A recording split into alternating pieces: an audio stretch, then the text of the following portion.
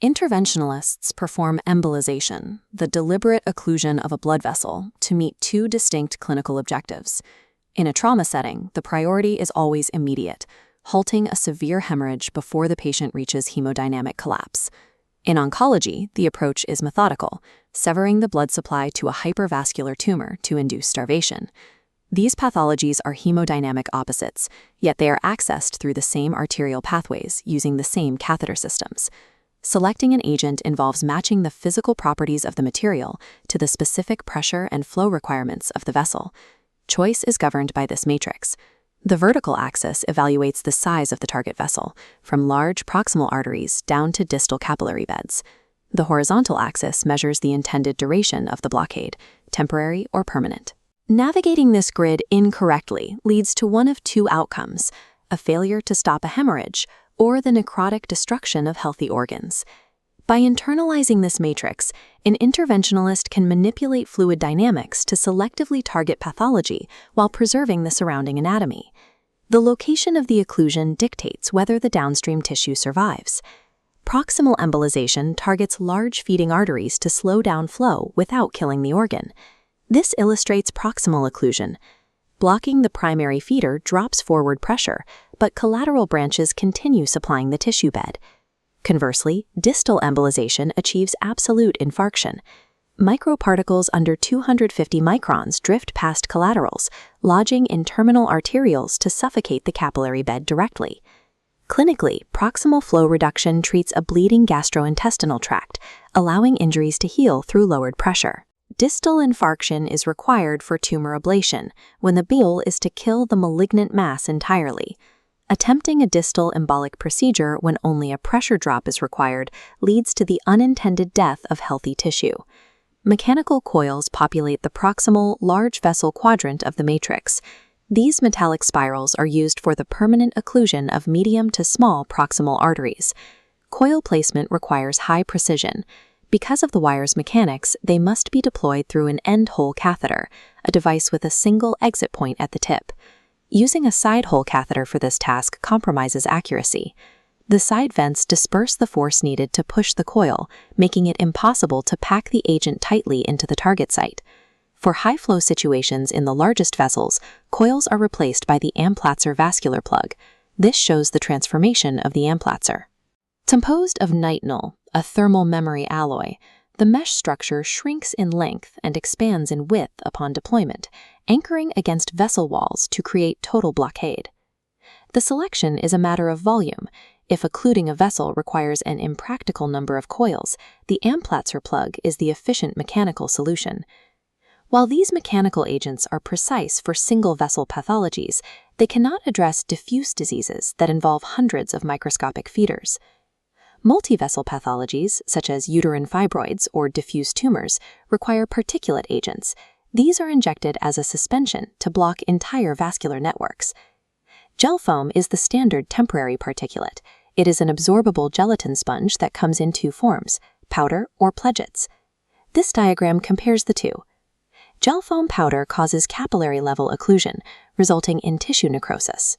In contrast, Gelfoam pledgets lodge in wider arterioles, allowing deeper capillary beds to remain open, preserving tissue. For permanent multivessel occlusion, polyvinyl alcohol, or PVA particles, are the standard choice. The 300 micron threshold is the safety limit for these particles. Using agents smaller than 300 microns introduces a risk of tissue necrosis that most try avoiding. Particulate agents function as a broad-spectrum siege, drifting with the blood flow to choke off entire tissue beds rather than plugging a single artery. Liquid sclerosants, such as absolute alcohol or sodium dodecyl sulfate, cause occlusion through the immediate and irreversible destruction of the endothelial cells lining the vessel. These agents follow the path of least resistance. If the liquid drifts away from the target, it causes irreversible tissue destruction in the stomach, bowel, or other healthy organs.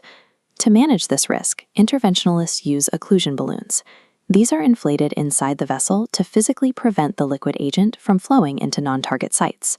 Before deflating the balloon, the operator must perform aggressive aspiration.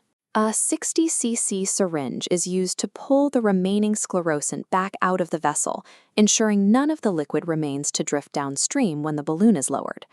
Non-sclerosant liquids like Onyx work differently. Onyx is an ethylene vinyl copolymer solidifying from the outside in. This slow-drying process allows for a controlled, rhythmic delivery, often used in hypervascular spine tumors. Finally, Ethiodol is a radio-opaque oil used for hepatomas or liver tumors. It is small enough to block the tumor at the arterial level and dense enough to show up on follow-up imaging to track tumor size. When using liquid agents, the physics of flow necessitates strict mechanical containment. Without it, the chemical reaction will destroy healthy tissue as readily as the pathology. This populated matrix allows us to solve for high-stakes clinical scenarios through deduction rather than memorization. Take the case of hemoptysis, recurrent bleeding in the bronchial artery. Coils are the wrong choice because they permanently block the main artery. Since these vessels frequently rebleed, you must preserve the pathway for future catheter access. Permanent PVA particles are the correct choice. They treat the bleed distally while keeping the proximal artery open. Now consider a large lower gastrointestinal bleed. Using microparticles here will cause bowel necrosis. The objective is to lower the pressure at the site of the tear while allowing collateral flow to maintain the bowel's viability. This requires a large proximal embolic, like a microcoil. Solving for the underlying hemodynamics of the matrix ensures procedural safety, even when the clinical presentation is complex. The final decision during deployment is when to stop. If you continue to inject a particulate agent until the vessel is completely occluded, the fluid will reflux. The agent will wash backward and enter the healthy branches supplying the surrounding tissue. To prevent this, the operator looks for to and fro flow. As the vessel fills, the fluid begins to pulse back and forth in a balanced rhythm. This is the signal that the vascular bed is saturated, and the injection must stop immediately. After a successful large-scale embolization, the patient will likely develop post-embolization syndrome. This syndrome follows the rule of threes. Symptoms, pain, nausea, and low-grade fever, begin within 3 days and resolve within 3 days of onset. This is an expected result of tissue necrosis, not a sign of infection. Without other indicators of sepsis, blood cultures are generally not required. Success in interventional radiology depends on an accurate prediction of the physical and biological cascade triggered the moment the agent enters the bloodstream.